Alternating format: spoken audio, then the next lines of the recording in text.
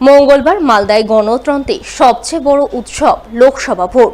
সেই ভোট উৎসবে সামিল হওয়ার ইচ্ছে থাকলেও অংশগ্রহণ করতে পারবেন কিনা তা নিয়ে ঘোর অনিশ্চয়তায় রয়েছে মালদার রতুয়া ১ নম্বর ব্লকের মহানন্দাটলার বলরামপুর বাঁধ এলাকার ৫০ থেকে ৬০টি পরিবারের ভোটাররা। কারণ গত বুধবার এই গ্রামেই ঘটে গেছে এক ভয়াবহ অগ্নিকাণ্ড, যে অগ্নিকাণ্ডে তাদের ঘরবাড়ি পুড়ে ছারখার হয়ে গেছে। সেই সঙ্গে ঘরের সমস্ত আসবাবপত্র, পোশাক আশাক, ঘরে মজুদ খাদ্যশস্য, গুরুত্বপূর্ণ নথিপত্র সমস্ত কিছুই ছায়ে রূপান্তরিত হয়েছে। এই পরিস্থিতিতে এখন তাদের দিন কাটছে চরম দুঃখ দুর্দশার মধ্যে। ঘরবাড়ি পুড়ে যাওয়ায় ত্রিপল খাটিয়ে চলছে দিন গুজরান। খাওয়ার সংস্থান বলতে কিছু নেই। একবেলা আধপেটা খেয়ে কোনো রকমে বেঁচে রয়েছেন দুর্গতরা, তাকিয়ে রয়েছেন সরকারি সাহায্য সহযোগিতার আশায়। ধান, চাল, গম, খাট, ১২,০০০ টাকার মোবাইল, বকরি ৫,০০০ টাকা। আচ্ছা, কিছু বের করতে পারিনি? না, কিছু বের করতে পারিনি। গহম সব পুরালো, কাঁথা সাদা, ছপর খাট, চৌকি, বিছানা কিছু বের, কাপড় সিরিয়া খান। তো দেখেন কে দিয়েছে তো কিনে এখন অবস্থা ছেলের মাঝে বসে আছে, কি করবো? রাত্রে ঘুমাইতে মিলে না, বসে আছে। নতুন করে বাড়ি ঘর তৈরি করতে পারবেন? এখন তো কোনো ক্ষমতাই নেই, টাকা নেই, পয়সা নেই, কি করবো? এখন চাইছি সরকারের সাহায্য, যে আমরা ডিহি ডাই দিবে তো আমরা ঘর বাড়ি বানাবো, কিন্তু ওরা দিবে তো সাহায্য না দিবে তাহলে কি করবো? এখানে বসে আছি, কিন্তু ক্ষমতাও নাই আমার। আর এই তো দিন খারাপ হয়েছে, বৃষ্টি হতে পারে। বৃষ্টি হয়তো কি করবো, ঝরতে ভিজবো, আর কি করবো?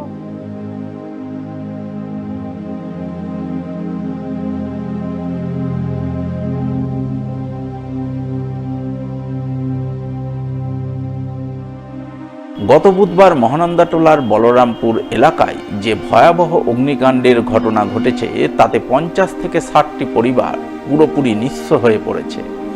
বর্তমানে পরনের পোশাকটুকু ছাড়া কিছুই সম্বল নেই তাদের। অগ্নিকাণ্ডে সর্বশান্ত পরিবারগুলি গত ১০ বছর ধরে ওই এলাকার নদীবাঁধের ধারে অস্থায়ী ঘর তৈরি করে বসবাস করছিলেন। তার আগে তারা জঞ্জালিটোলার বাসিন্দা ছিলেন, যে জঞ্জালিটোলা এখন আর নেই, গঙ্গা গর্ভে বিলীন হয়ে গেছে। নদী ভাঙনে ভিটেমাটি হারানোর পর থেকে তারা পুনর্বাসনের বহু আশ্বাস পেয়েছেন, কিন্তু আজও পুনর্বাসন মেলেনি। উল্টে নিজেদের মাথা গোজার আশ্রয়টুকু হারিয়েছেন বিধ্বংসী অগ্নিকাণ্ডে। আমাদের পরিস্থিতি এখন খুব ভালো নয়।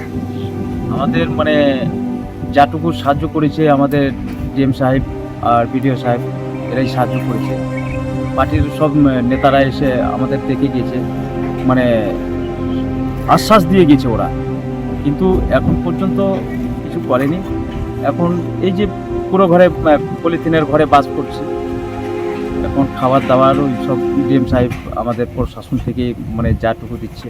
তো সরকার তো বলেছিল আপনাদের জমি দিয়ে বাড়ি দেবে। হ্যাঁ, এই আশ্বাসগুলো দিয়েছে অনেক দিন থেকে, কিন্তু এখন পর্যন্ত কেউ কোনো কাজ করে দেয়। আগামীকাল তো ভোট দেবে। হ্যাঁ, ভোট তো দেবো, ভোট আমরা দেব, ভোট দিতে যাব, কিন্তু আমাদের তো কোনো প্রুফ নাই, ডকুমেন্টস নাই। এবার যদি ভোট থেকে আমাদের ডকুমেন্টস নেই বলতে কি হলো, পুড়ে গেছে? হ্যাঁ, সম্পূর্ণ কাগজপাতি একদম শেষ হয়ে গেছে। কোনো কাগজপাতি নাই, যে আমার শরীরে যেটুকু বসন আছে, সেই বসন ছাড়া আর কোনো কিছু নাই। আমরা তো চাইছিলাম কি, আমাদের তো এখন আর কোনো নাই, আমরা সেরকম অর্থও নাই আর কাছে, আর আমাদের কোনো জায়গা জমিও নাই, কি কোনো বাস ঝাড়ও নাই যে আমরা কোনো রকম ঘর তৈরি করি। আমরা তো এখন নিরুপায় হয়ে আছি। সরকারের সহযোগিতায় আছি, ওরা যদি সাহায্য করে তো হয়তো একটা করে ঘর হয়তো আমাদের হলে ভালো হয়, যে একটা করে ঘর হয়ে গেলে আমরা কোনো রকম মাথাটাকে লুকিয়ে রাখার জায়গাটা পাবো।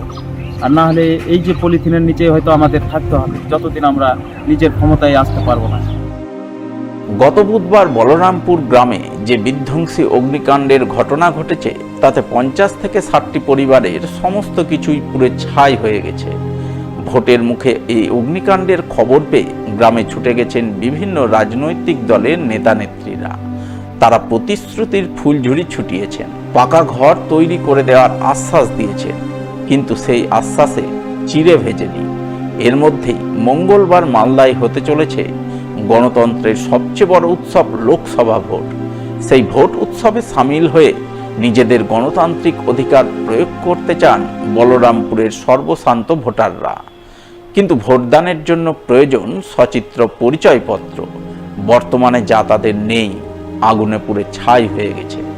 এই পরিস্থিতিতে তারা তাদের গণতান্ত্রিক অধিকার প্রয়োগ করতে পারবেন কিনা তা নিয়েও তৈরি হয়েছে ঘোর অনিশ্চয়তা। আমাদের বাড়ি জঞ্জালিটলায় ছিল। কোন ওখানে অঞ্চলে? 2013-তে জমি সব কেটে নদী ভাঙনে আমরা এই বলরামপুর বাঁধে বসেছি। আবার 10-11 বছর পরে এই তো দেখতেই পাচ্ছেন পুরোটা 200 ঘরের মতো ফ্যামিলি সব পুড়ে কোনো ডকুমেন্টস পাচ্ছেন। তারপরে কালকে ভোট, ডকুমেন্টস নাই, ভোট দিতে যদি দেয় তো দিব, আর না হলে আমরা কি ঘুরে আসবো। তো আমাদের একটা অনুরোধ যে আমরা এইভাবে আর কত কি করব, সরকার যদি কোনো ব্যবস্থা করতো, জমি জায়গা একোয়ার করে যদি করে দিত তো বেশি ভালো হতো। তো সরকার তো প্রতিশ্রুতি দিয়েছিল আপনাদের জমি দেবে। প্রতিশ্রুতি তো দিতে আছে ওই জঞ্জালিটলা থেকেই, আজকে 12-13 বছর হয়ে গেল, মানে 11-12 বছর। তো ওই প্রতিশ্রুতি খেতে আছি আর থাকতে আছি। তো বিভিন্ন দলের তো নেতারা আসছে এখানে, নেতা আসছে, দেখে নিচ্ছে, চলে যাচ্ছে, হ্যাঁ হ্যাঁ হবে হবে, কই কিছু না। তো আপনার কি সরকারের উপর ভরসা হচ্ছে না নাকি? কি করে ভরসা হবে বলেন? 11-12 বছর হয়ে গেল, কিছু হয়নি, তো আর কি ভরসা কেমন করবে? মানুষ 7 দিন একদিনে ভরসা করে, আমাদের 11-12 বছর হয়ে গেল। কতটা বাড়িতে আগুন লেগেছে? 50-60টা বাড়িতে আগুন লেগেছে। আচ্ছা, সরকার তো প্রতিশ্রুতি দিয়েছিল আপনাদের জমি দেবে বাড়ি তৈরি করার জন্য, দিয়েছে? না তাই লেকিন জমি জমা কিছু পাই কেন নেতারা তো আসছে প্রতিশ্রুতি বলছে তো, বলছে, লেকিন কিছু পাইনি কাজ। কোথাও জমি জায়গা দেয়নি। না তাই এখন কি অবস্থা আপনাদের? এখন তো অবস্থায় তো দেখতে পাচ্ছেন। আগামীকাল তো ভোট দিতে যাবেন। হ্যাঁ যাবে, আপনাদের তো ভোটার কার্ড পুড়ে গেছে বলছেন, আধার কার্ড ভোটার কার্ড পুড়ে গেছে। সব পুরো ইনশাআল্লাহ। কিভাবে ভোটটা দেবেন? ওইখানে গিয়ে যাবো, ভোট দিতে